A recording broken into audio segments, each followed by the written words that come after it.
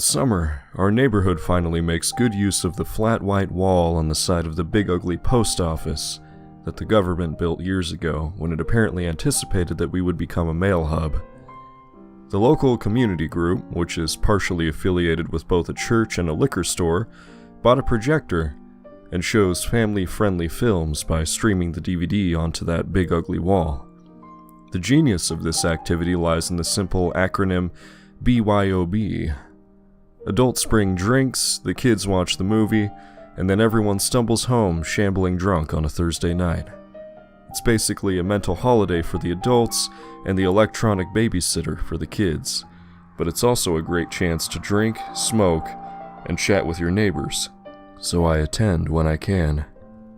If this activity had an Achilles heel, it comes in the form of simply being a neighborhood and not a community, which can regulate who moves in.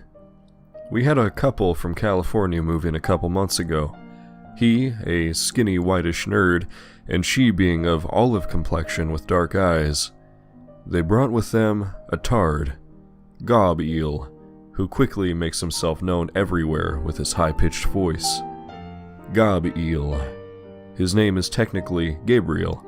The couple are fanatical liberal Christians who believe in the prosperity gospel, which basically means you can lie, cheat, and steal, but not to members of your own megachurch.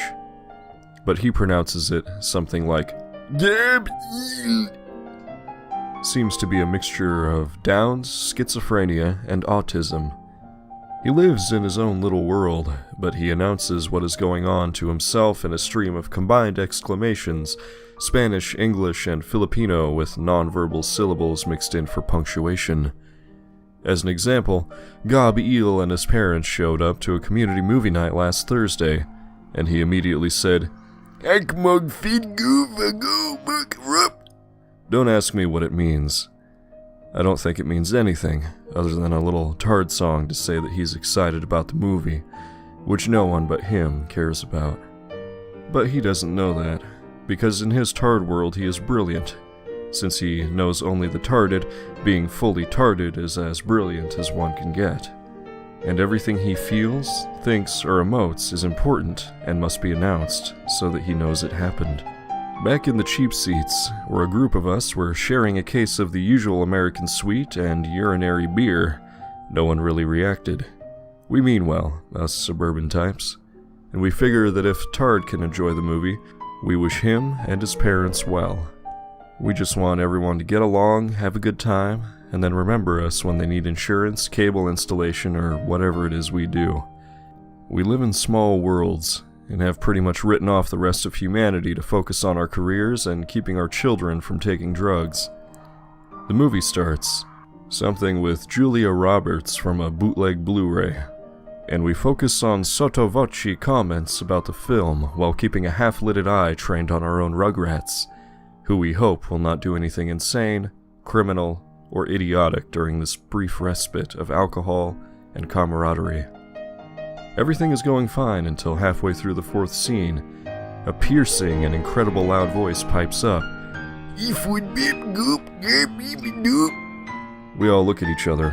What the fuck was that? Seems to be the reaction. We heard the mother shushing the tardlet, who I would guess is about 12 and 14 stone or thereabouts, and the father brings out some kind of rattle for it to play with. The next couple scenes, heck, I'll admit that the timeline was getting a bit fuzzy at this point, went by with a background soundtrack of rattle sounds and these little mumbling, belching murmurs from the tard. My neighbor Grant looked over and shook his head slowly as if to say, "You let one in the neighborhood," and I nodded. We might not be geniuses, kings of industry, or great humanitarians, but we have a quiet, friendly, orderly kind of place to live in, which seems like a small achievement until you see the rest of the world. Now, it had been invaded by some kind of tard chaos that we wished would just go back to California, but we tried to keep on with the movie, until the piercing voice invaded again. Oh, this was a question. The klaxon voice raised a little at the end. Now sweating, the father dug around in his pockets and, victory, found a bag of gummy bears, or gummies, and started force-feeding these to the tard in order to keep its little mouth occupied, and thus unavailable for speech. The helpless mother, probably simply useless in the rest of life as well, started foraging in her purse. A woman nearby, swaying from the influence of too many mint mango wine coolers, passed over a candy bar, and someone else found a package of lemon drops, and so on. Soon, the ritual was established. The tard burbled and sucked on candy until it ran out, then drunk adults handed it whatever they could scrounge to keep its pie hole disabled. Since these were drunk adults, we started just forking over any old crap we found in our glove boxes, toolkits, pockets that had been through the wash, and so on. The tard just kept on gurgling and glomming as it consumed everything, much as it had consumed any hope of us seeing this movie. This narrative is not intended to be cruel to Gob Eel, or the eel as we called him, because he does not mean badly. He is simply retarded, and his brain does not work correctly. This means that Gob Eel will always cause total fucking mayhem wherever he goes because, unlike us, he does not seek order. He seeks a world of Gob Eel, and it is a retarded and chaotic world which breaks every semblance of organization around it. We got to the crucial point of the movie without interruption this way, which meant about 40 minutes of cramming gunk into the tard. I really can't say that I was paying too much attention to the movie at this point, mostly just making fun of it, because like all romantic comedies, this movie was designed to make everyone feel warm fuzzies, and as a result it takes place on some distant planet where people with too much money and free time struggle over the basics of affection. However, I was hoping to have at least a normal movie experience, a hope which soon had its brain dashed on the rocks of tard reality when that strident voice, now sounding slightly concerned, called out, "You boop!" This should have been the moment when Tard Father and Tard Mother came together to cart the tard off the premises. Alas, it was not. They, like most parents, just wanted a break. They sought an hour where insane retardation would not make their lives into a living hell, and so they were halfway through their own whiskey sours and maybe that joint that always floats around the fourth row. It's Dennis. It's always Dennis. This caused them to gently gesture the tard off toward the bathroom, since it now had tummy rumbles after eating 45,000 calories of candy and snacks. The tard, sloshing slightly, padded off towards the porta-potty at the rear of the post office. Its path took it straight across our improvised screen, since unlike a normal person, it did not walk behind the audience, but in front of it. But then, suddenly, it stopped. A rancid gurgle floated through the air, and then a wretched burp. The mothers at the rear of the field stirred, knowing that sound. In one smooth motion, the eel flung off his shirt and dropped his pants. An unsettling smell, like a graveyard mixed with a garage methamphetamine lab, drifted over us. A strange and disturbing scent from another world, perhaps one of unspeakable horror. In the next moment, the eel barked and then blasted out vibrant multicolor vomit. At the same time, he farted and then spurted a thick yellow-green fluid from the rear.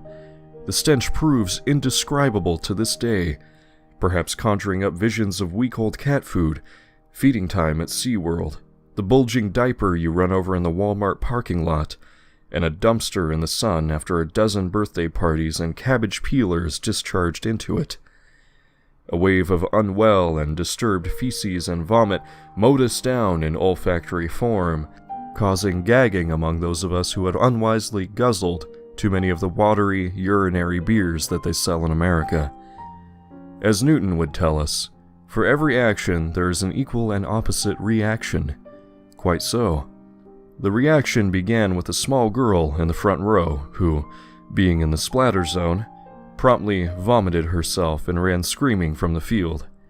The expulsion of stomach contents affected the next row, where 2 children vomited. The row after that, 4 more, and then a wave of vomiting people cascaded towards us in the rear.